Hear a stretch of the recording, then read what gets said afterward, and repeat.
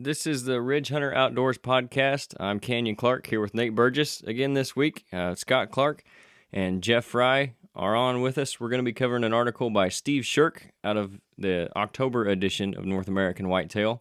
It's called Is October the New November? We're going to be talking about what you can do to have more success in October versus wait until November. Obviously, there's a whole month there where if you're not hunting it right, you get caught in that October lull. Maybe you're not seeing the deer you should, and you're wasting a whole month of hunting just waiting around for November. And maybe the weather's better in October than November, and you really need to be hitting that. So that's what we're going to be talking about. But before we get started, I know Nate introduced himself last time. So, Jeff, just a little bit about your hunting experience when you started and all that, and then we'll go on to Dad. Oh, I don't know if I can remember that far back. I started in 84 with Jerry Wilson. He was my high school coach and started out for recurve and went on up to compounds. And I hunted pretty hard up until the mid 2010s. You know, I got out of it for personal reasons for a while, and now I picked it back up and went for crossbow, basically because of my age and physical limitations, but, you know, excited about starting back into it again. Mm-hmm. Why don't you hit yours? And I know you can talk about a little bit about your experience in the industry as much as you're hunting. Yeah, my dad and myself, we opened archery shop in '89. We ran 2 archery shops at one time for a total of about 15 years. So, and then I've been processing deer in that part of it since '85. So we've been from one end to the other in that deal. And we've been hunting off and on all that time, so That's pretty cool. All right. So that's kind of, you guys remember Nate from last week, hopefully. If not, you can go back and listen to that one. We're on YouTube and Spotify both now. Going to get on the iTunes store and the Google Podcast as well, hopefully this week or next week, so you can find us there. But we'll just jump right into it here. Like I said, Is October the New November is the name of the article, if you guys want to check it out. He starts off, he says, they say the best time to kill a buck is whenever you can get in the woods, but there are certainly better times to hit the deer woods than others. Factors such as weather, time of year, hunting pressure can play a huge role in whether you even see a deer, let alone have success. Then he talks about last year. He says, last year many deer hunters across the country ended their season scratching their heads, especially those who put all their time and money planning their hunts around the month of November. Generally, November is considered the best month to hunt whitetails in North America, but last season was far from a complete bust for those who got to start in early October. So we kind of experienced that, like you said, processing deer last year, up here skinning them and whatever. It was pretty busy even early in the season with the weather came in last year, and that's kind of what he's going to hit on here. So he says his guide service ran over 100 trail cameras in northern Pennsylvania during the 2020 deer season. We recorded daytime buck data from October 1st to December 15th based on our trail camera findings. What we found was exactly what most hunters throughout the country witnessed. Peak daytime buck movement was indeed during the latter part of October. He says if you were in the woods from October 24th to November 3rd the past season, you likely witnessed the best stretch of daytime buck activity. We saw some banner days in mid-October as well. Our cameras were on fire from October 17th to 19th.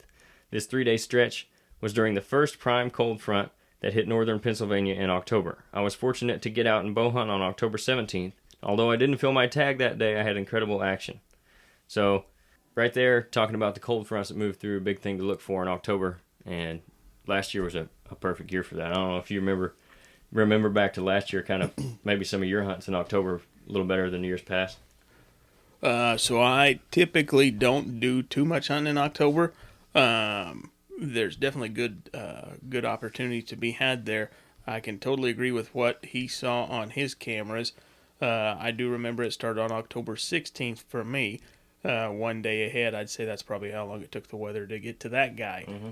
I had one of my nicest bucks really start moving October 16th. I do remember that.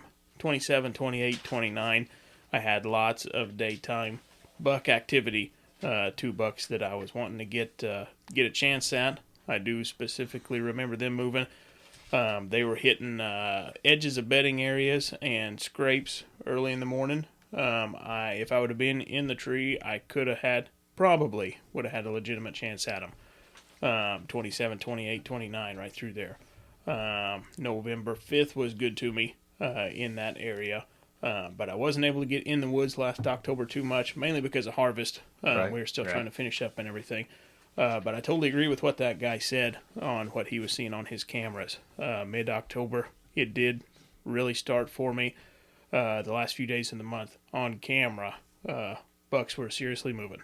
And I think, again, what he's talking about, those cold fronts moving through, is kind of one of the biggest things guys miss, because they're either just looking at the barometric pressure or they're looking at winds and stuff like that, and they're looking at those cold days, and they're only hunting maybe the back half of that thing moving through, rather than, okay, I've got a huge temperature drop from one day to the next. If I have a morning stand that I can hunt in October, because generally you're not hunting a lot of mornings in October, but if you got a good stand set up for it, that's a morning you go out there and hit when you've got maybe a drop from 75 degrees to 55 degrees. It doesn't necessarily have to be 35 or 40, but you get that big change in temperature, really see a lot of movement, which is what we saw last year, and kind of what he's talking about here.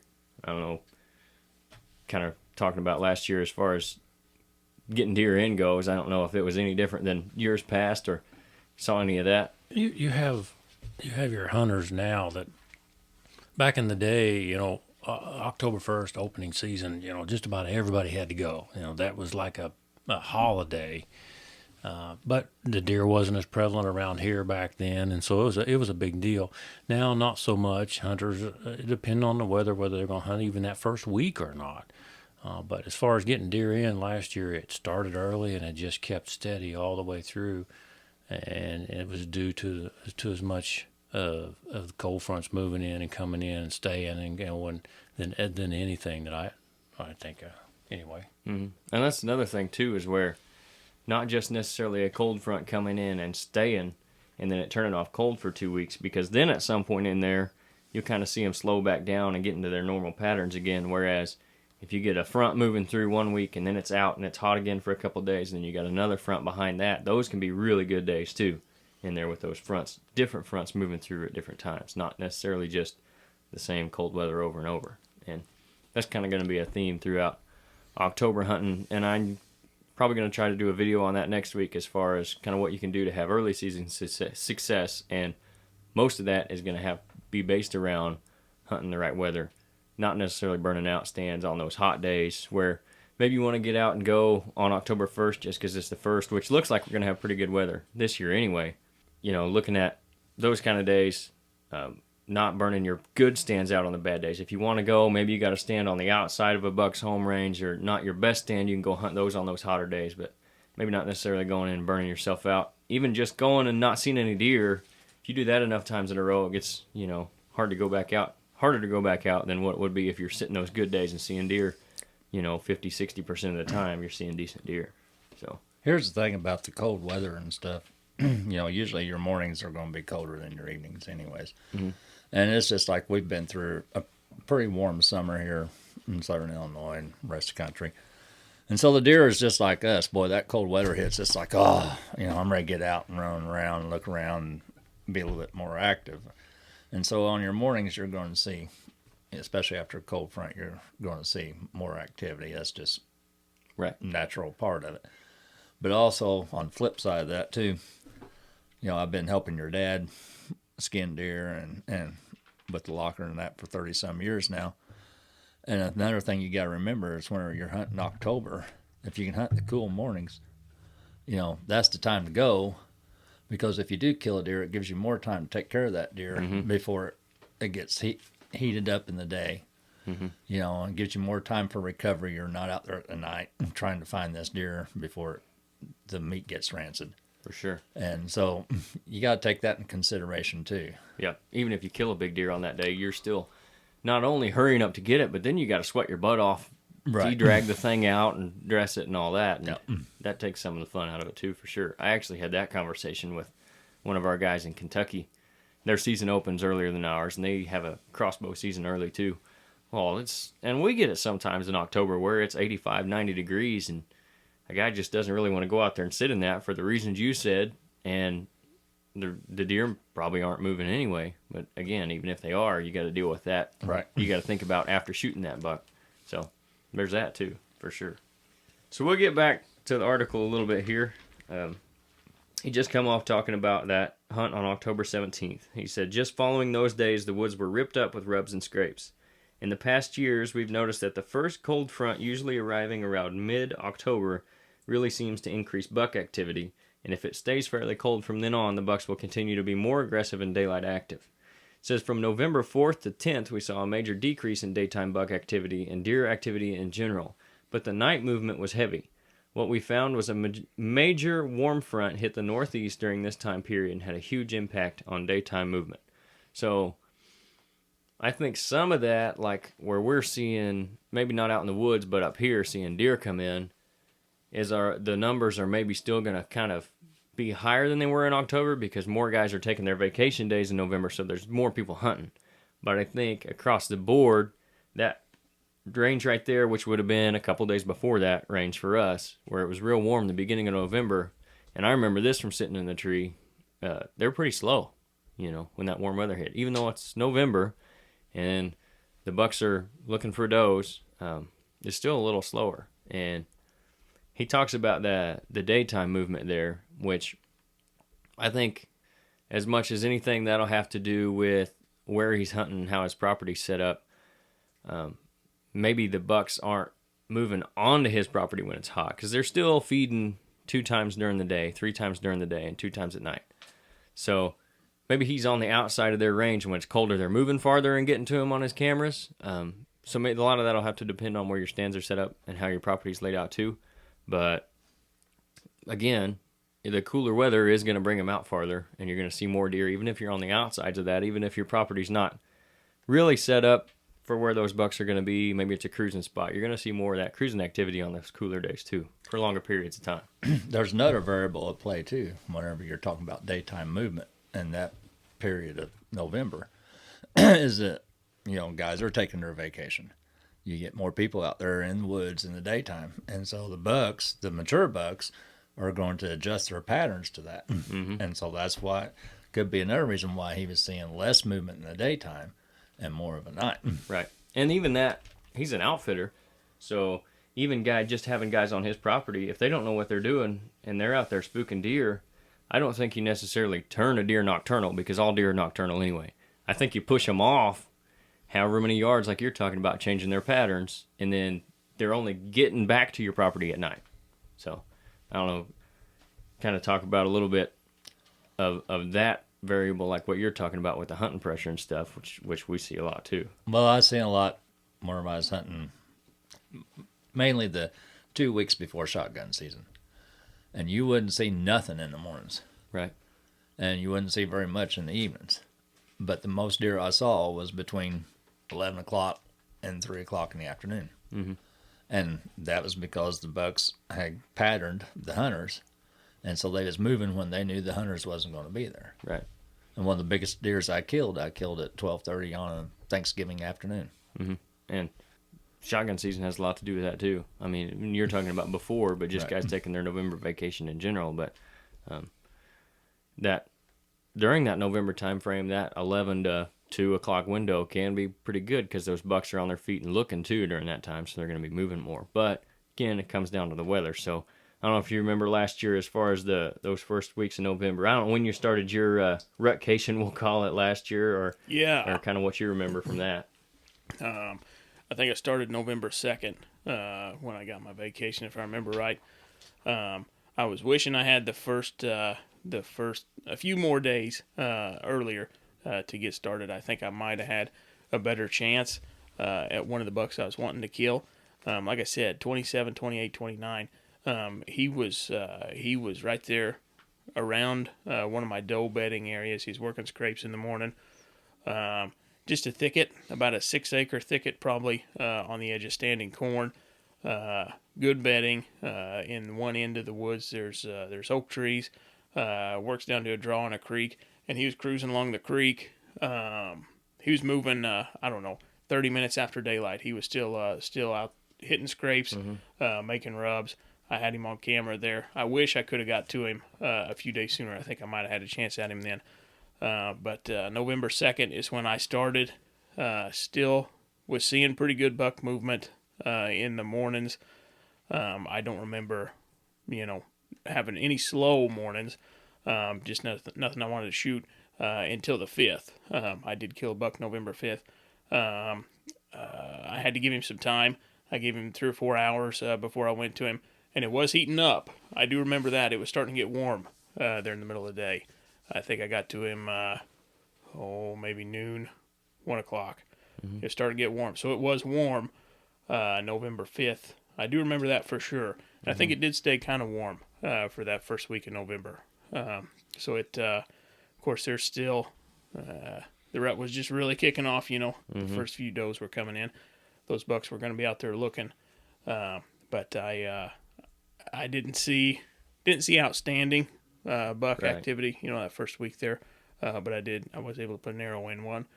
But that, I do think what that guy said, that good cold snap there in October.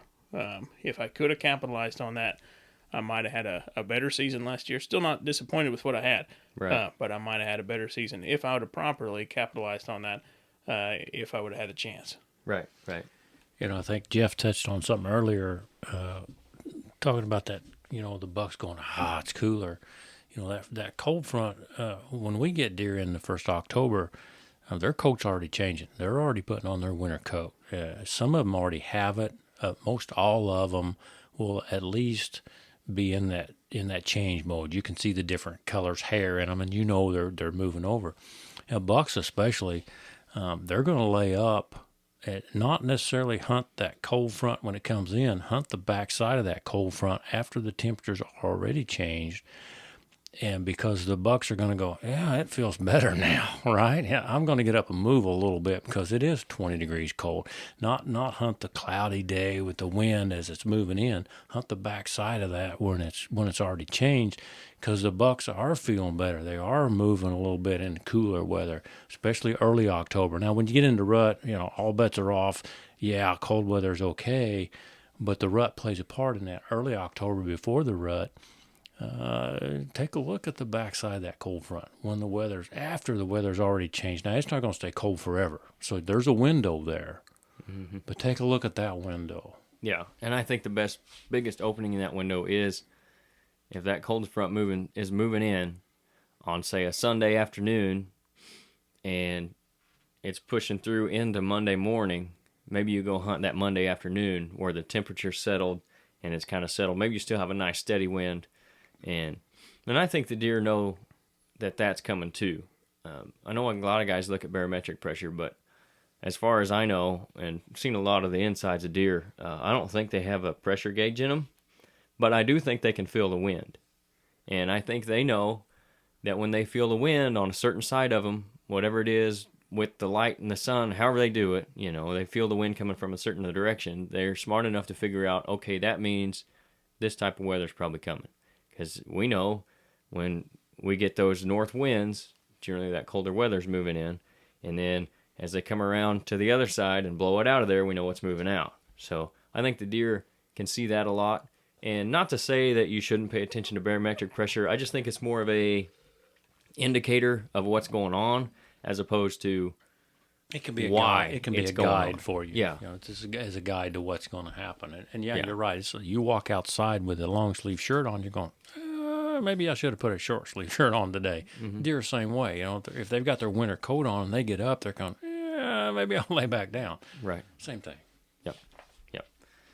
So here he gets into talking to some guys from Exodus Trail Cameras, and I think it's pretty cool what they're talking about.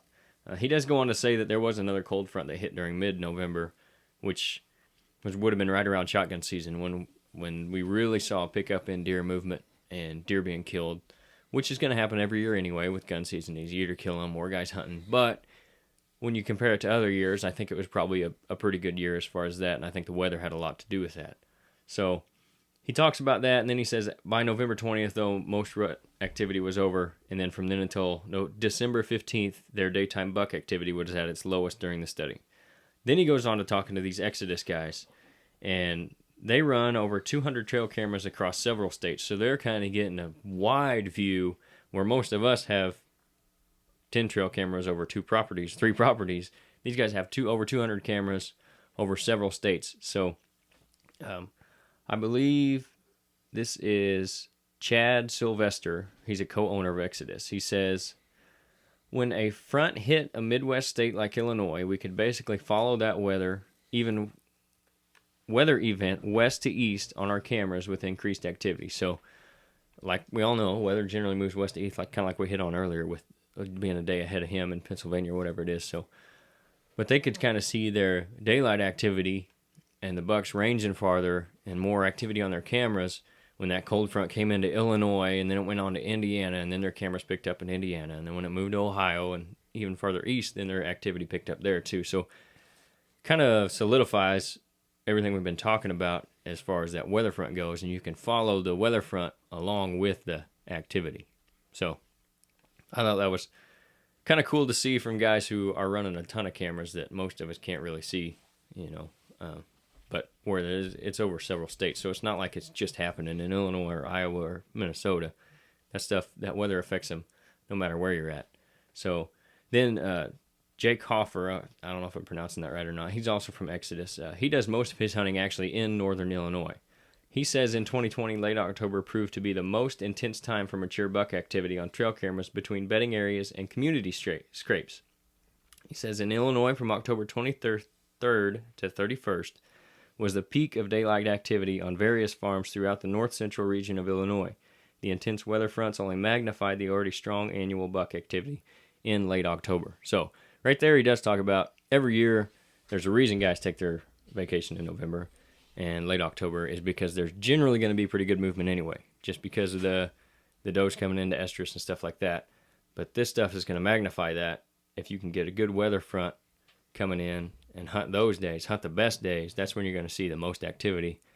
You're already going to see some because it is October, but if you want to get the most out of your sits and make them the best you can be, look for those days where there's weather too. And I know it's hard to plan your vacation for that, depending on what job you got, who you're working for, or how many days you got to take, how many you got to put in ahead. But maybe you can move that vacation around a little bit, one day or the other. Like if you're going to take a Friday and a Monday off, and the weather's coming in on a Wednesday, maybe you talk to your boss and you can bump that back to a Thursday and then get back on Sunday, and you're hunting the 2 days on the front side of that weekend that are going to be better than that Sunday and Monday.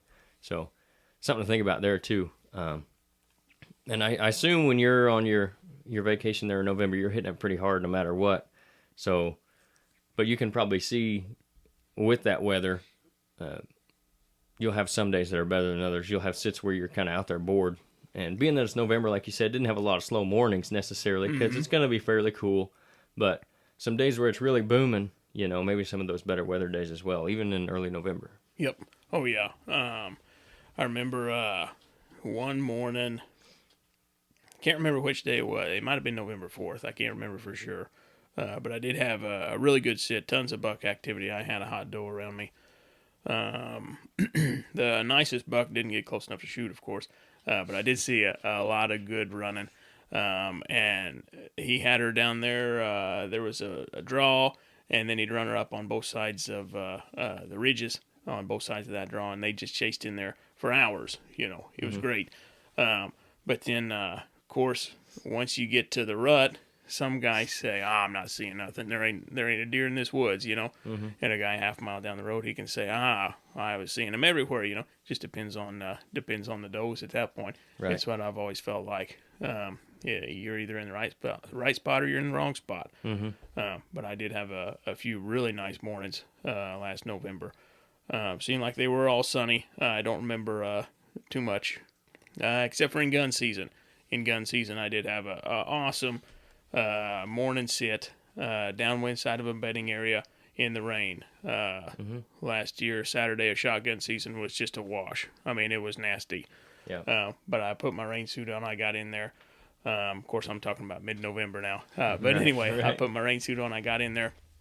Sat on the ground next to a deadfall, about 60 yards off the edge of the downwind side of a real thick bedding area. And they were going crazy in there. I was hoping for about half the action that I saw that morning. and there was just deer everywhere. It was on. The bucks knew where the does were. They were just running them around in there. Weather it sure plays a big part in it. But I suppose when the rut's on, you just need to be to be out there because you never know what's going to happen. Right. And you talk about that, saying you're in here you are in mid-November now, but those are, like you talked about, that weather day. Some of those days in October where it's maybe spitting rain or raining a little bit, and you do have that colder weather, you can use those same ideas to make your October better, which is what we're talking about. Having that similar activity in October, not because the rut's going necessarily, but because the weather's moving through, which, again, in November, you can hunt a lot of days and still see quite a few deer just because of the time of the year. But in October, if the weather's not right, you're probably going to be bored out of your mind. Yes. More than likely. I think there's a good chance of that. Or sweating, or both. Yep. So it's good to find those days in October more so even than it is in November, because where you're going to be seeing movement anyway in November, you're not in October. So kind of ways to maximize those sits in October. Just real quick, he kind of hits on that again as he moves into another section of this. Throughout the last decade, I've planned the majority of my October deer hunting around cold fronts. October can be brutally slow when the weather is warm, but if you throw in a 10 or 20 degree temperature drop, you'll likely see deer activity as good as it gets. Some of my best archery bucks have hit the dirt just because of a temperature drop. And I know you've killed several nice deer. I don't know what times of year all of them were, but whether it's just because the rut's going, or if you remember any time or any change in temperature or anything like that around when you've killed any of them. Everybody always wants to take that first week or two before the rut kicks in for their hunting, and that's fine. I mean, I did too, and I've seen a lot of activity then. But my biggest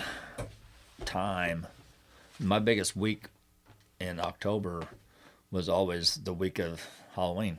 Mm-hmm. It seemed like, things was kind of sporadic, the first part and middle part of October, but about that week of Halloween, the bucks was starting to get on their feet more, and the does was being more active. And so the bucks was always moving more, whether it's morning or evening, and that was always one of my favorite times. And even now, I've even told Scott, my first year hunting in 8 years, I'm not going to go much the first part of October, but that week of Halloween, I'm going to be out there as much as I possibly can. Right. It's just always been one of those weeks that I prefer even over the hunt or the rut. Yeah. And that's a good way to maximize those October sits, is to hold off until some of those first does are coming in early October. It's not even November yet. Those bucks are, maybe one runs through your hunting area and the bucks are going crazy looking for her. You're just seeing a ton of movement that last week of October into Halloween. And I've had some of that on trail cameras there at your place. Mm-hmm. Some of the best bucks I've got on camera there are October 26th to October 31st. Yep, that's always that last week into October. For some reason, I don't know if it's the weather or the daylight time, the time of daylight hours and stuff, but for some reason that week, leading right up to Halloween has always been a good week around here. Mm-hmm. Yep. I think you've seen that during deer season too, haven't you? It usually is the first good week. It's the good run, ain't it? Yeah, for bigger bucks, more mature bucks. Right. Now, if you're just wanting to get out and hunt and get something in the freezer, and get a mature doe, they're going to be moving pretty much whether it's 55 or 75. Bucks, not so much. Yeah, but I mean, as a rule, you and I have been cutting up deer for years, and it seems like as a general rule that last week of October is when we start seeing the bigger, more mature bucks coming in. Yeah, that's when you'll start seeing those, right? Mm-hmm. And he talks about here, and while we're talking about the time of month, one thing he hits on is the time, the date, or that time of month still can be bad if you don't have the right weather. So if it's 85 degrees on those last few days of October. Oh, yeah, you might as well stay in the house. Yeah, you're probably going to have better sits on, say, the 5th or the 6th if there's a 20-degree temperature drop. Right. So don't necessarily, like I said, it's hard to with your vacation. If you're going to set your vacation and you want to get some hunting in October, that's probably a week I would circle on your calendar for sure. for all the things you said. But if you have the flexibility to pick and choose your days and be a little more late on when you get them in, look for those weather fronts, because and seeing it from the stand and in the shop, one of the biggest deer I've seen in the last 5-6 years was on October 4th, and he was out an hour before daylight. I got video of it, and 7 to 10 mile an hour wind. A cold front had just moved through, which we don't get a lot during the first week of October, but that year we did. And it was that evening after one had moved through, kind of like what I talked about earlier, and he's out on his feet eating in a cut cornfield an hour before daylight. And this is a 170 plus inch deer, so it's not like he's dumb. He just, that weather changes, and like everything we've talked about, gets him up on their feet, moving a little more. And he hits on that range too here, which we talked about just a little bit earlier. This is one of the biggest bucks I had on camera all year since checked a mock scrape I made around 11 a.m. on October 3rd. This supports my observation that bucks also seem to range more during these fronts, venturing further away from their bedding areas. You don't have to be tight to buck bedding during a cold front. They love covering ground, checking scrapes, and working rub lines well outside of their core bedding during those cold snaps. So one way you can get in trouble, and we've seen this with some guys, we went to their property, they're hunting right on top of bedding areas, which I'm all for getting in there tight with them if you can do it the right way. But if you get that cold weather, you don't have to be, like he said, right on top of it. So they expand their range. You can get a little farther away and still catch them in the daylight. And running cameras and stuff, I'm sure you've probably seen some of that. Maybe get more pictures on those colder days. And we've just had a cold front kind of move through here in the last week or so. And I haven't checked my cameras yet, but I expect to have pretty good pictures on those cameras just from the weather. Your experience with that, Yep. They certainly like being up on their feet. Just like Scott said, we like it when it cools off. Go outside, start doing some of the hard work in the yard or something. The bucks they're more willing to spend more time on their feet, I think. Not staying as close to cover. I will say I was just thinking earlier when you said October 4th. One of my deer on the wall I killed back when I was 15. Of course, I just wanted to be out there no matter what. Right. If season was open, I intended to be out there. It was October 8th or 9th. I can't remember the day for sure. But I killed a real nice 10-pointer on a water hole. It was 94 degrees. I remember that. Like I said, I just wanted to be out there. I do think that if you do have a buck somewhat patterned, late September into the first couple of days of season, if you do have him somewhat patterned and you're willing to go out there on a really hot day, which I'm not anymore. Right. I'm not willing to go out there, and you also run the risk of ruining some meat. If you don't make a perfect shot and get him picked up, you're going to ruin that meat. But like I say, 15, I just wanted to be out there. Right before dark, he did come in that water hole, gave me a good shot. I was hunting a water hole at the time. That's just one of the easiest spots I had to get to, But looking back, I was right there close to bedding. I had the water right there. I did make a good shot, thankfully. Didn't lose him or anything. But that is another option. I suppose if a guy had one patterned, what you thought was pretty good, that might be an option for you. Mm-hmm. He's got to drink, especially on those hot days. He's got to drink. But again, I'm not willing to get out there on those hot days anymore. It's just not enjoyable. Especially if, like you said, your water hole is close to your bedding area. Yes. On a hot day, he doesn't have to move that far. Yes. It makes a difference, I think. Yep. But cold fronts are definitely the potential's there. So much more for a cold front. Hunt those good weather days. Absolutely. So like what you were talking about, I had a stand last year, which I've moved this year, that was over a little pond, because I didn't see as much movement after those warm days were gone, which I didn't want to be hunting anyway. I do remember one day early in the season where it was warmer, just one of those days where I thought it might be a good day to catch him going to water. Nice 3.5-year-old came in, got a drink, relatively close to what could be a bedding area for them, so he may have been laid up in there. So, like you said, and whether that's a pond or a water hole you've went in and dug out and made for the deer, which is a strategy in itself for early season, even throughout the season if it's located properly. definitely hunting water if you're going to hunt those hot days anyway is a good strategy to have. And if you're getting those warm days early in October, maybe that cold front doesn't come in until the second or third week. If you've got them on their summer patterns and it's been warm for a while, they may not necessarily change those summer patterns as early as they would have. So you can still catch them on that, again, like you said, in that early part of October. Yep. Not saying that's the perfect time to capitalize or anything, but it is an option. Right. If that's when you do have time off, it is an option. Like I said, you're not going to catch me out there when it's 94. Right. My gosh, it's going to have to be just an absolute monster for me to be out there and really think that I'm going to do any good. You know, because the chances are very slim, in my opinion. But if you got a good spot, maybe you got an oak flat or something, maybe you got a creek right there next to it, you got easy access. I mean, you're going to sweat getting in there when it's that hot. You know what I mean? Everything's got to be perfect if you're going to hunt one of those hot days like that, you know. That's another reason in itself just to stay home in the air condition if it's that hot, or, you know, and I know a lot of guys, married guys, you got family at home, whatever it is, you want to spend time with them too. So during that hunting season, everybody sees the memes on Facebook about how, oh, I'm going to be gone, you know, you're not going to see me for 3 months or whatever.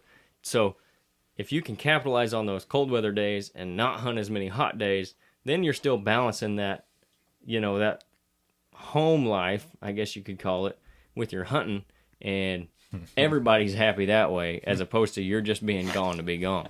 So Try to take care of the honeydew list on the hot days. that's right. How long you been married? Long enough. Long enough. Well, I guess that's why I've been divorced 3 times. Well, it could be. You should have been hunting those hot days. Maybe if that drives you to hunt the hot days, maybe you reevaluate that relationship. But I like to what he said something about the creeks. Most of my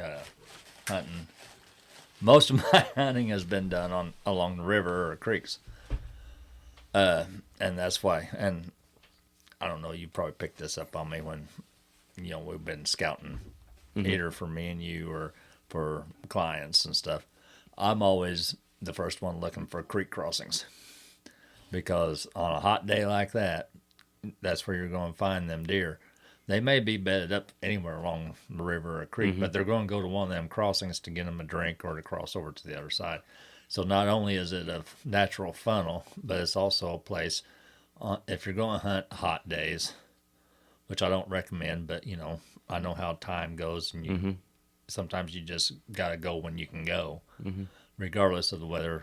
You know, them creek crossings, river crossings, those are a really good spot to set up at. right. So that's kind of something else we can talk about, and we've hit it on a little bit with water holes now. What are maybe some of anybody favorite places to set in October, whether it's that last week or early in October? Kind of maybe what's your best place to set up that you like setting up at in October, and why? I know we talked about being close to bedding or being farther away from bedding can be on those colder days, but maybe what's some of your best setups in the past? Or Pinch and points why? and natural funnels. You've known me long enough, you've hunted with me and stuff, you know that's what I look for. Especially down the bottoms where I used to hunt hard all the time. You know, you'd have the levee on one side of you and the river on the other side. Well, I would find the places where the levee would come in close to the river.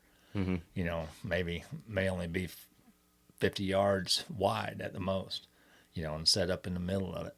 Eventually, those deer are going to have to go past you. You know, and that's always something that I always look for whenever I was hunting that area down there. Or even now, you know, even though, well, me and you went and looked at a new spot the other day.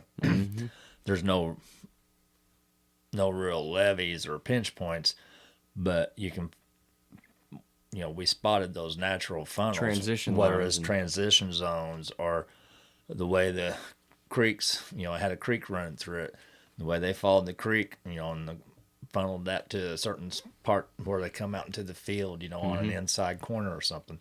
You know, you look for places like that, and that's what I look for, and that's what I really focus my attention and my time on. Yeah, and especially, and that's kind of a year-round thing too. Yeah, I mean, it's even, not just October, November. It's a year-round deal. I mean, that can help you in October and then even in later in the season, which we'll do an episode for you guys later, kind of as the hunting season goes on, about what our strategies, how they change with the season and all that. But again, that's a tried and true strategy all year round in October, November, December, wherever it is. Pinch points, funnels, natural funnels, inside corners. Saddles, we was yeah. down there in Kentucky, and I was showing you the saddles are on the ridges, and this any place that's going to be easiest for you to walk. Yep. That's where the deer is going to go too. Mm-hmm. They don't like to put out any more effort than we do. For sure. Yep. And not if they don't have to. Right. Nate, what are kind of some of yours, if you got any kind of off the top of your head, favorite spots, whether, October, whether it's beginning of the month for that warmer weather or when the cold front's coming through later in the month, whatever it may be? Acorns. I'm always going to look for acorns. Of course, I got a lot of oak trees where I'm at, and all my creeks, I love hunting creeks. I love being close to a creek, but I don't have any big creeks. All my creeks, 90% of my creeks, they could jump over if they wanted to. 4 foot deep, 5 foot deep, 8 foot wide, 10 foot wide. If they wanted to jump it at any point, they could. But of course, I'm going to look for those tight turns where little sandbars coming down. Any headers where all of a sudden you're just in a little bitty trickle ditch, and then all of a sudden it drops off to 4 foot deep. I'll look for all that kind of stuff because it's good. Just like you said, they want to take the path of least resistance, the easiest. As long as they're moving normally, that's what they're going to do. That's what I'm going to do. Right. But acorns, I got a lot of white oaks. If I can get easily access an acorn flat or a ridge or something, if I can get in there easy, low impact, I'm going to do that. Now, some of mine could be hard to get to. I'm not going to push it in October whatsoever. I'm not going to push it.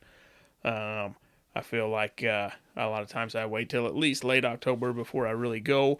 I would rather people around me get deer stirred up, Right. let them do what they're going to do. And then I'd like to hunt just as low impact as I can, try to be smart going in and out. But acorns and then clover patches. I've got a few little clover patches. I try to keep them in real easy access areas. Right. I've had seen a lot of good movement on that stuff. Don't feel like you can go wrong with clover as a food source there in October. But acorns, if I could stand up and start eating, wherever I was, I'd probably do that, Yeah, right. So acorns, I feel like acorns are great. We talked about the rut a little bit ago. Last year I happened to see the first hot doe that I know I had was on Halloween. That's when everything really kicked off for me. I think it was Halloween night. I had a hot doe come in the food plot, but she did not have a buck with her. 2 hours after dark, I drove back by there on the road, and one of those bucks that I was talking about that I would have liked to got a hold of, he came right up there. He had her pushed up in a little bitty thick spot right next to the road, and he had her pinned down already. That's the earliest I'd ever seen that was Halloween. So they can come in early there like that. Yeah. That's the earliest I ever remember seeing. But she was definitely hot. He had her pinned down there. But I was hunting the clover plot that night. She came in. He just wasn't with her yet. Yeah, you got any favorite spots from in October? Being in the business, you kind of go when you can go. Like Right. in the archery business, that was my busy season. In the processing business, it's my busy season. So you get a day off, you can go. Yeah, the weather's nice to be able to say, okay, I'll wait a couple days. But where I am, and if I get 3 or 4 hours, I'm going to go. So for me, I can't always pick the weather. I think scouting around, seeing where you want to be, whether it be creeks, white oaks are hard to beat in early season. Deer, for whatever reason, white oak acorns, especially your bucks, will seem to feed on those, even with a cornfield to this side and a bean field to that side and a clover field over here. They seem to like whatever it is about those white oak acorns early on. So for me, when I could go, if I could go early, even when it was warm, nice white oak patch hard to beat. Mm-hmm. And that's kind of where I'm at with that early season. So early on, if you get that big temperature drop and maybe it's 85 degrees to 70 degrees. 70 degrees still is not necessarily that cold for deer, but just that drop in temperature may have them up on their feet. So that's when maybe you go in there and hunt those areas with the low stem count where they still got a lot of air moving through to keep them cool. So they're going to be comfortable moving around in there, as opposed to where it's real just hot, dead air, like we all know can be in the woods from just setting up stands, running cameras. If you're in those real thick areas where they like to be when they're hard-horned and it's colder, it gets really hot in there and the air just stays. So if you can get into kind of those more open areas, kind of like in the back side of that property we looked at the other day, where it really opens up, and if you can get right on that transition line, if you've got the spot where it goes from thick to open, that's a good place to be in those warmer days. And then just in general in October, like I said earlier, the deer will feed 5 times a day, and they'll feed twice in their bedding, and then 3 times the rest of the day, 2 times at night. And that last evening feeding, you can hit on them. Those mature bucks still may not come out, and then we hit on this a little bit last week. They still may not come out into those fields in daylight, but you can hit those acorn flats and get tucked in there 50, 100 yards off the field edge where those big bucks are going to be hanging out before dark, before they come out into the open, where they're not going to be necessarily during daylight. So I think those areas with the lower stem count where you got some airflow and it's keeping them cool if it's a warmer day, and then like everybody said, acorns are really nice in early season. Clover, another good thing, like you said. But yeah, those are kind of some of the places, I'll tell you one of the best strategies me and your dad had. We'd go into a big timber and we'd take your mom. And we'd throw your mom up into just some random tree out in the middle of the woods. Me and him would go off, and we wouldn't see anything, and she'd have deer all around her. So, use your mom as a decoy. Well, unfortunately, not everybody has that luxury. I don't remember doing that. You don't remember that? I vaguely do. Bad I think na- she still remembers us doing that. I don't think that was me. I'm pretty sure you was there. I was going to say, what would Lisa say? Nasty rumors. Yeah. That's right. Yeah. But no, we me and you hunted that timber, and there was a lot of hickory and flat ground in it, but we always seen the most deer up there on the oak flat. And It was open. Yeah. It was open oak. Yeah. Yeah, open oaks, and you always had a lot of success up there. Yeah. I'd try to go hunt the funnels and stuff, and he'd be up there on the oak flats, and I'd usually always hear at least a one thump wherever we go. Right. Whether it connected or not, I don't know, but Right. no, he always did good up there on the oak flats. And I can think of another guy right now, too. He normally always had one good buck killed by the end of October, and Oak Flats was what he was always after. Always, always, always, and he somehow managed to pretty much always get it done. Mm-hmm. And generally around here, oak trees are a dime a dozen. Maybe you don't have a ton of them on your property, but if you've got a couple, that's even more of a good place to be, because those deer are going to find them. So it's not like they've got a big oak flat on one side and another big oak flat on the other. You can still go hit those few trees you've got. But that's kind of something they'll move away from into November when they're in the rut, and they're focused more on chasing does during the daylight and those nighttime feedings, or hitting those big ag fields or your food plots, which hopefully you got out. That'll be there in November. But it'll come back again too if there's acorns left later in the season. You'll start seeing them hitting those. But definitely in October, I think that's a really good place to be, and in that open stuff. Which then once you get to the colder weather, even in October, towards later October, then you're starting to hunt those funnels get even hotter, because they're cruising those, and those does are using that all year. Well, those bucks are cutting those doe trails now, and it's colder and it's getting closer to the rut. Maybe those are kind of some better places to sit. So I don't know, and it's be similar to your November stands. You talked about how you got those set up and maybe why you do, and that could be beneficial in later October too. Oh, yeah. Jeff talked about saddles earlier. I got one stand. The one I was talking about, having a real good morning, bucks chasing does through a valley, and then up on the ridges on both sides. I call that stand the Saddle Club. Within 40 yards of me, down the ridge each way, there's 7 saddles that come up within that 40 yards, both directions, 80-yard span, come up out of these deep ravines. It's a nice flat open ridge top there, and there happens to be acorns too. But I can see the bottom of both ridges, and the bucks that start moving through there. The last week of October, they kind of start. They always have a scrape line up there. Not saying I'm hunting the scrape line, but it could be beneficial. You know they're there, but they're probably there at night. But those saddles are the easiest places for him. You know, if he's cutting the wind, if he's trying to get a crosswind, smell those bedding areas. I've seen the deer lay on the hillsides right there. He's out cruising. He's looking. Those saddles are key. And then of course the creeks in the bottom. I'll see him run the creeks, and then an hour later, if he might come back up the creek, and then he cuts that saddle, he'll come up there with me, and he'll run on the ridge top for a while. When they're cruising, gosh, you got to get in those tight spots. That's you look for him. He's gonna use them. You just got to be in the right one when he's there. Mm-hmm. And that what you just said there reminded me, and talking about those rub lines that they're maybe going to hit at night, but another strategy for October and really throughout the whole season until the rut where they're not focused, the only thing they're focused on is those does. And the rest of the season, especially October, you can hit those scrapes, whether you've made a mock scrape for them or those community scrapes, because they'll work those things all times a day. They'll come up to that licking branch and check it and maybe play in the dirt a minute, and then they'll move on.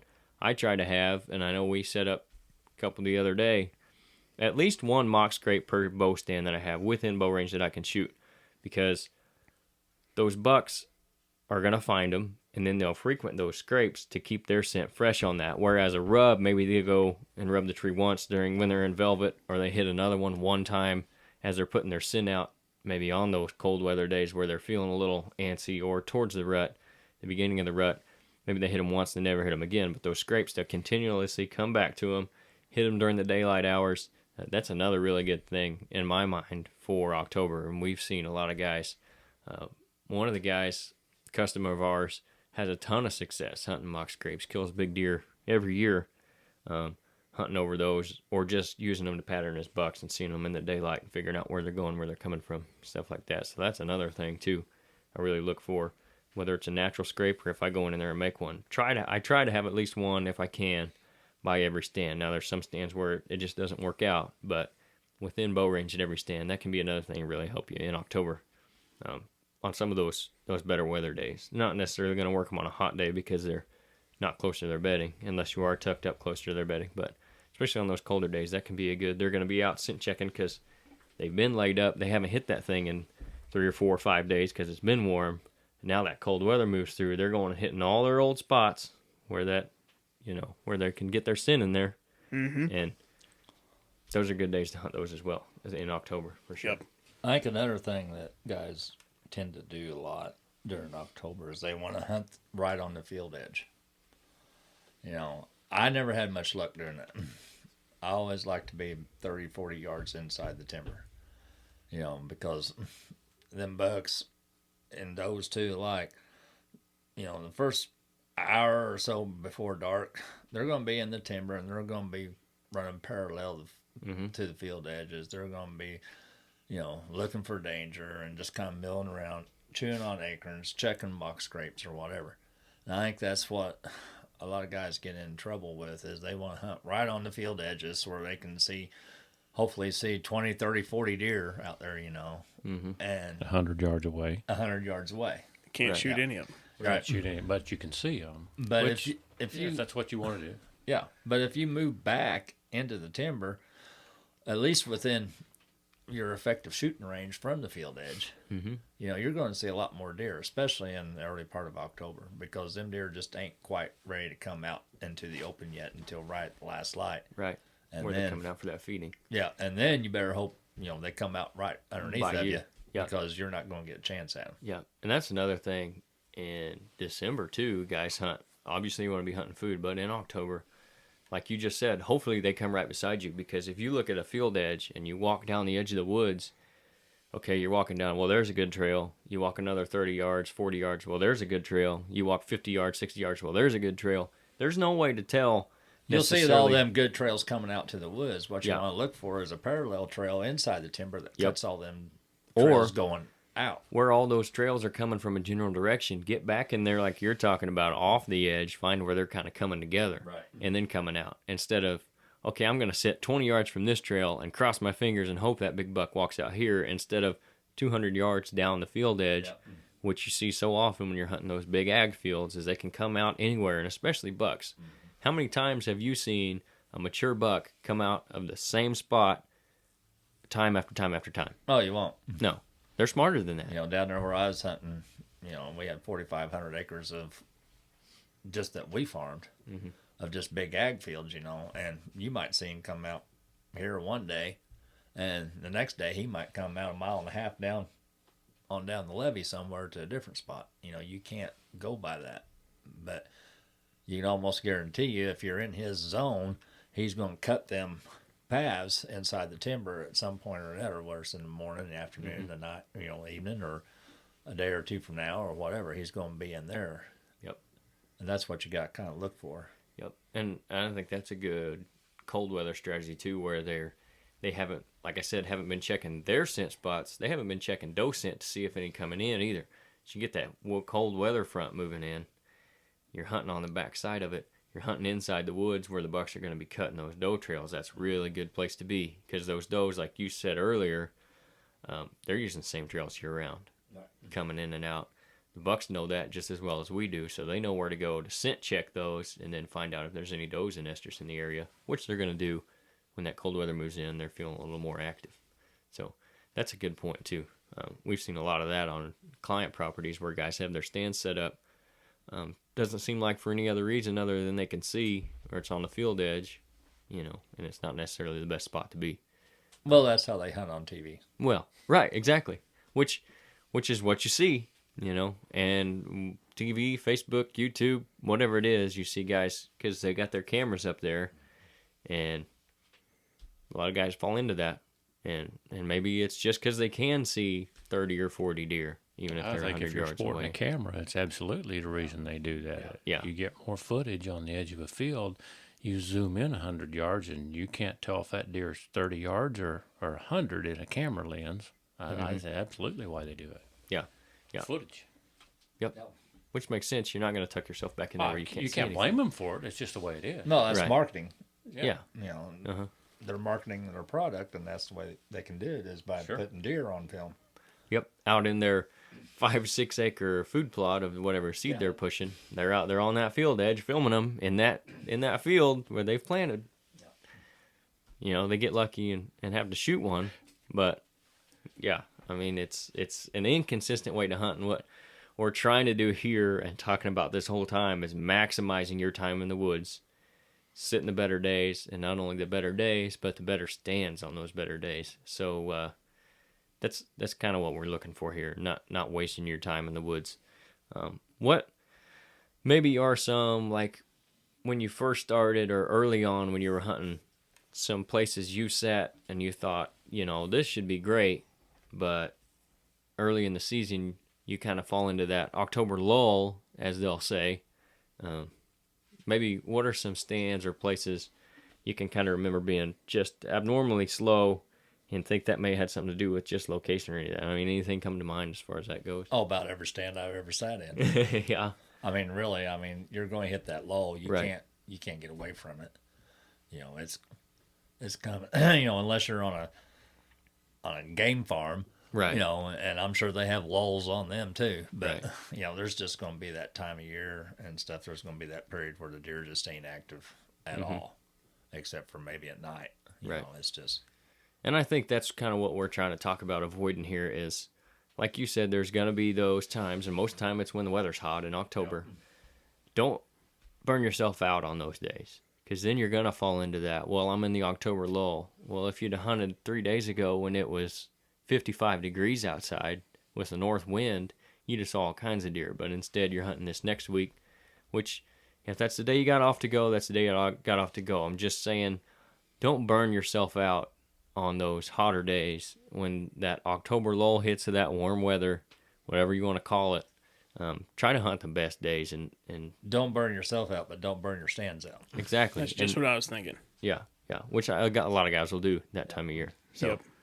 Yeah, I think if if you go like when I was younger and had those jobs, you go when you can go, but sometimes you go with a different mindset. Okay, it's 70 degrees. Yeah, by golly, I'm going to go hunting tonight. I've got guys working for me. I've got the time. Am I going to go out there and try to kill a 170-inch buck? Well, probably not going to see one. But can I pattern a doe? Maybe I've got this stand. The wind's good. Maybe I want to see what's going on around that stand with the wind. Not fully expecting to see a buck at all. I'm going for a different reason. I'm going for a later reason. Go with that mindset. If you got the time to go, by all means go. Right. Mm-hmm. But don't go every mindset thinking you're going to kill a wall hanger. Yeah. Go with I'm going to kill a wall hanger later because I went today. Yep. And that's two things there that you guys hit on. And you said with that, set your expectations for the time of year and the days you hunt. If those are the days you can hunt, like you said, make sure your expectations are where they need to be. That way you're not kicking yourself or getting wore out because you're not seeing that 170-inch deer on that day when you could go hunting. And then the other thing, like Jeff and Nate said, don't burn your stands out, which I kind of mentioned it in passing earlier. If you do have those days, don't hunt your best stands, because the last thing you want to do is get in there and get blown out by a herd of does on a day when you weren't going to see a buck anyway. Well, that's like, me and you talked about, we went and looked at that property the other day. And I told you, I said, the only time I'm going to go here is when the wind's out of the north or the northwest. Mm-hmm. That's the only time that you can reasonably hunt that stand or that timber without blowing anything out or without, burning up your stand. Mm-hmm. And if I get a day off and the wind's out of the south and it's 50 degrees, guess what? I'm not going to that timber. Right. I'll go somewhere else. Mm-hmm. Even though the deer may be on their feet, even though there might be a 220-incher hiding behind the tree, next to my stand, I'm not going to go there because I don't want to burn that stand up. Yeah. And borderline days are not the days to hunt borderline winds. Nope. If you can get in November and it's getting late and deer are moving and that pressure is meeting the temperature where it's dropping, that's a really good time to be in the woods. Everything's right. It's the right time of year. You guys can hear the train in the background, I guess. But like I said, if it's the right time of year, maybe that's the days you push those winds a little bit. If you're getting one that's just maybe right, it may be swirling a little bit, but you got to get in there because it's getting to crunch time on you. October, borderline days in October are not the time to do that, because then if you do get in there and the wind switches on you or it's blown out of the wrong way and the deer comes from where you know they were going to come from and you blow them out of there, they're not going to be there in October or November, either one, on those days you should be hunting. So I do try to always have every sit I go, I try to have a purpose why I'm going there. Like you said, a lot of times when the weather's not perfect, don't go out there expecting a big buck, but I will go to a stand that I know is easy to get to.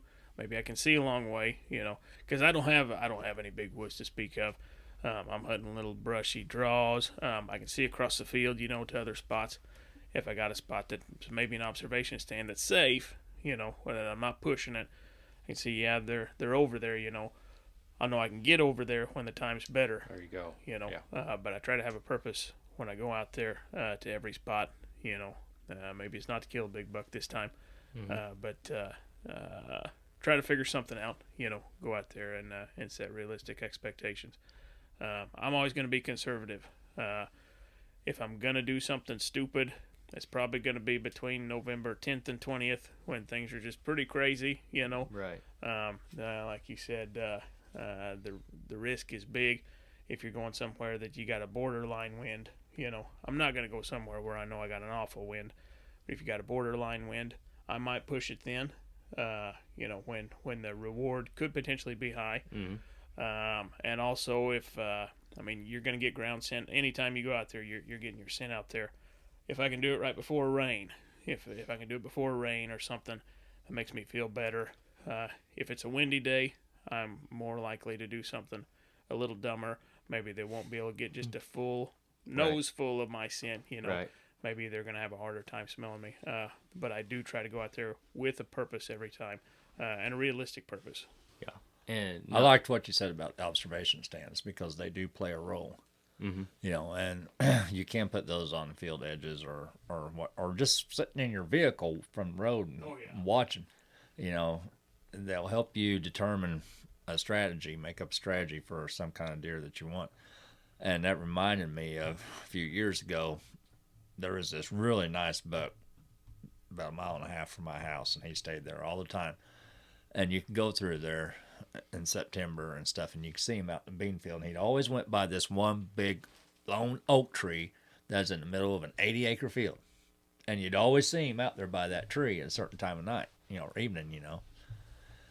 And I was always thinking, man, if a guy would sit up there on that tree, you'd have that deer. Well, lo and behold, I wasn't the only one thinking that. And the neighbor boy sat up on that tree, and he ended up killing that deer out of that tree. You know, but that was because, you know, we patterned that deer, we watched him, we seen where he went and stuff. Just through observation. Yeah. And September, October is a good time to do that observing and stuff. You know, yeah, their patterns are going to change as the crops change, and it's harvested. You know, if the cornfield's gone, or bean fields are gone, you know, they're going to change their patterns a little bit. But as long as you can sit back and watch them, you know, and you can kind of strategize on how, if you've got one picked out, you can strategize on how you want to attack him, and until the rut kicks in and they get stupid and crazy and run all over the place, you got a fairly good shot at him in October. Yeah. And hunting with a purpose, like I said, those low risk stands on, if this is your off day and it ain't great weather, it's not 70% day, you know, 70% chance of seeing that buck, 60%, whatever it is. If it's not over 50%, hunt those stands that are going to be safe, observation sits. And I don't want to say go in there with the mindset that you're not going to kill him, but go in there with the mindset of, I'm going in here to kill this deer, but I'm going in here today to kill him Tomorrow. 2 weeks from now. Yeah, tomorrow, whatever. So you're still going in there to hunt that deer and kill that deer, but maybe it's not going to be today. So risk reward like anything else. If the reward's low on those bad days, lower your risk too. And don't burn out your good stands. Don't sit your best stands. You're not going to sit the stand in his core area 50, 60 yards off his bedding area on a bad day. You don't want to do that and then burn him out. And back to what you were saying about hunting with a purpose. We were on a property this late winter, I guess. The guy had 2 stands on the property. And he'd burn them out because that's the only 2 stands he had. That's his property to hunt. He limited Not himself. necessarily hunting with a purpose on those stands, but hunting to be hunting. We got him set up with some different locations for different winds. So even if he does want to go on those days, here's the stands you go to, and here's why. So kind of a mindset thing, which we've been hitting on here a little bit in the past little bit here. Change your mindset. Make sure you're hunting with a purpose. And give yourself options if you have the luxury of doing that. And it doesn't necessarily have to be tree stands. You can go hug up next to a tree in a treetop that's fell, sit on the ground. Maybe that's not the greatest observation stand, but if it's one of those better days and you don't have a stand set up for where you need to be on a wind, you can always go sit on the ground. Sure, you got to limit your movement when you're on the ground and be a little more careful, but you know, that's always an option too. 4 out of the 5 deer I've got on my wall that I killed from bow, I killed on the ground. Right. Only killed one of them out on a tree stand. Yeah. You know, and it wasn't always just because that's where I wanted to be. It's just because that was the only choice I had. I didn't have a tree to climb my climber on or anything like that, you know, and I just piled up in a treetop or you whatever. didn't limit yourself because you couldn't get No, a tree. and that's the thing. That's what a lot of guys do. They limit themselves to blinds or they limit themselves to tree stands or whatever.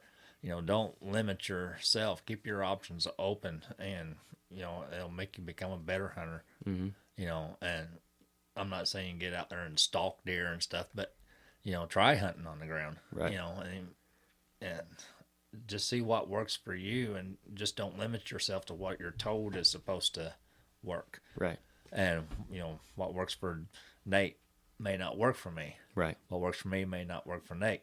May not work for the deer that we are hunting either. So you got to right. keep that in mind also. Yep. You know, So don't just limit yourself to one strategy or Yeah. one option or one stand or just a couple stands, Don't be afraid, especially in October, don't be afraid to open your Yeah. Expand your horizons. expand your horizons, I guess Yeah. is what I'm trying to say. Yeah. And where a lot of guys fall into that, I think, is most of the deer they see killed or see on TV are in November, where you can get away with hunting one strategy.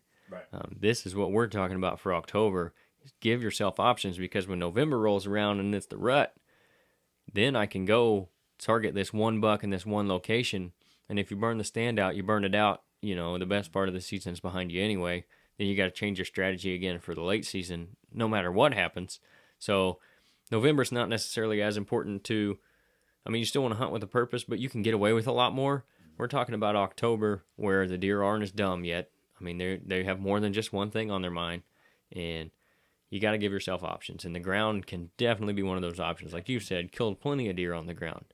I know back when I was hunting, before I was old enough to be in a tree stand, I shot at, wasn't old enough to shoot very well, shot at a ton of deer off the ground. And you wasn't in a ground blind either. No, just tucked up in a tree that's laid down in some weeds, make yourself a little bit of room and tuck in there like that. I don't know if you've got any experience like ground hunting or just in general October kind of changing things up just to maybe freshen things up a little bit. I need a really, really big tree to try to hide me on there. I'm a big guy. So hunting on the ground lately has interested me last couple of years. I have pretty much always gun hunted on the ground. In gun season, I like being on the ground. I'm going to try to get somewhere where I can see good. Of course, you're shooting a gun, but if I could get along a creek, maybe up on the break of the ridge, right there looking down at the creek, I sure do like gun hunting on the ground.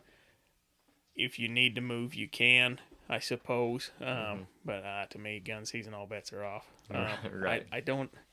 I always go out there and I always hunt, but I don't enjoy it near as much as bow hunting. Things are just so wild. But that's about my only experience on the ground is gun hunting.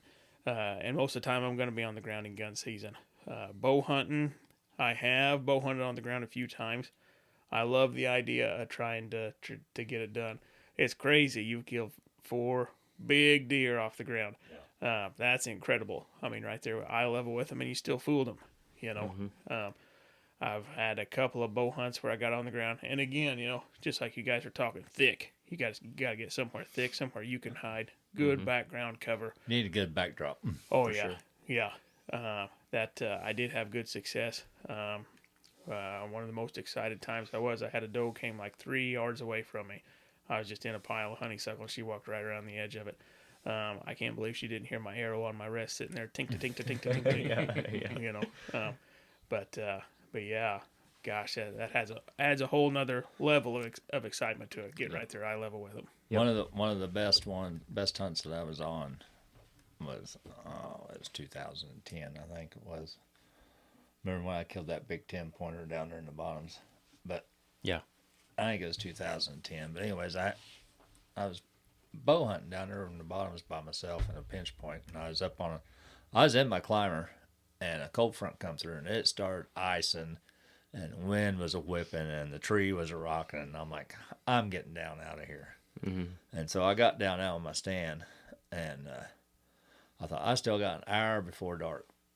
I've been here this long. I've sat here all day. I'm not going to quit now. So I just tucked up against the levee bank, down in one of them drainage ditches.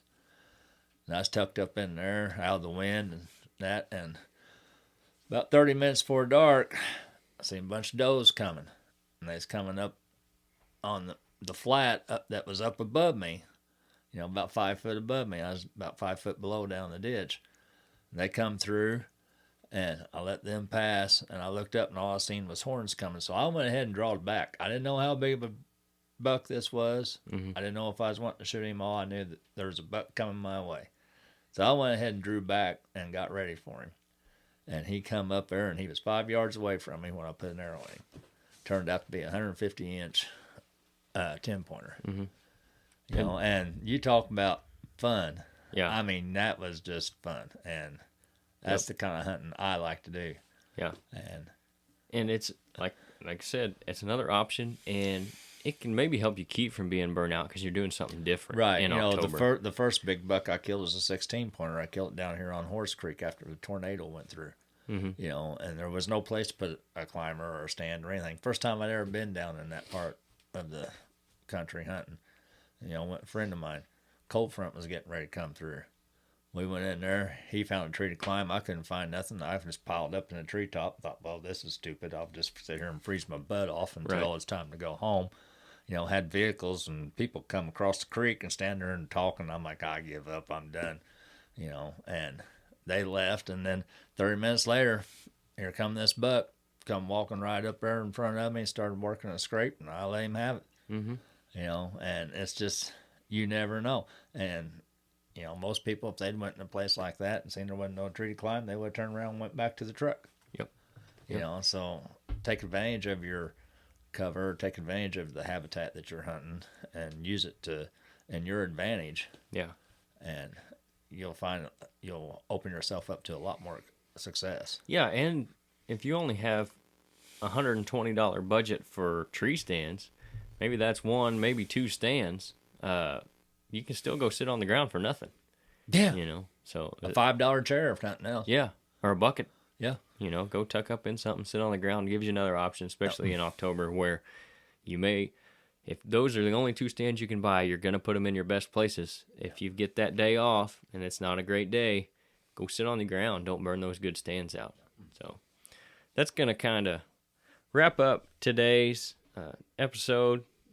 Any closing thoughts from everybody? Just kind of on hunting October, maximizing your time out there. I mean, wrapping up kind of what we talked about. Can't kill them on the couch. That's right.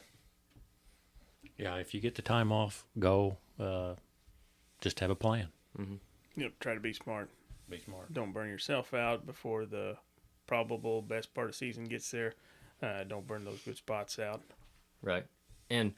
But don't kill them on the couch. Don't let that make you think that you shouldn't stay home on those bad days. You know. That's right. But you got to get out there and go. Yeah. You I can't mean, just say, well, this October I'm not going to go. I'm going to wait until the rut. yeah, just because it's October. Because their yard's limiting yourself again. Exactly. You know. And so. Yep. So take those bad days. Maybe don't go. If you've got to go, be smart about it. Go with a purpose. Hunt those observation stands, those stands, low risk stands. If you get that good cold front coming through, try to hunt on the backside of it where everything's kind of settling back down and you got that cold weather for a couple of days. Those first couple of days are going to be really good. If you got a big storm moving through, maybe it's pushed that feeding off for those deer. You can hunt on the backside of that storm where they're out moving in the daytime. Temperature drops, all that stuff. Just trying to get you guys maximize your time in October so you have more success, you have more fun doing it, you're not sweating your butt off out there, all that kind of stuff. So like I said, that'll do it for this week. We'll be back again next week. Hopefully you guys are enjoying this. YouTube, Spotify, going to try to get this one up on iTunes, the store, if anybody's using that, Apple Podcast and Google Podcast as well. We've also got some other YouTube videos going to be coming out weekly, so look for those too. Get on there, subscribe. You can always find this on our website too. If you guys want to support the podcast, like what we're trying to do, like I said before in the first episode, we're just trying to help you guys be better hunters and have a better time in the woods, because we see so many guys that we go out and help that by no fault of their own are just confused or don't really have a good idea what to be doing because of all the misinformation they get, and all the information, whether it's good or bad, they can't really sort through it. So we're just trying to help you guys kind of sort through some of that information. What's been successful for us, some of the stuff we've seen, we know. Not that we know it all, we're the greatest hunters in the world, but have had some success between the four of us. So it's just trying to help you guys out. So if you like that idea, if you like the podcast, we're always trying to make it better. Go to ridgehunteroutdoors.com. If you're interested in us coming out and helping you with your own property, you can go to ridgehunterpropertyconsulting.com. Great ways to support us and what we're trying to do here. So thanks for listening, guys, and catch us again next Friday.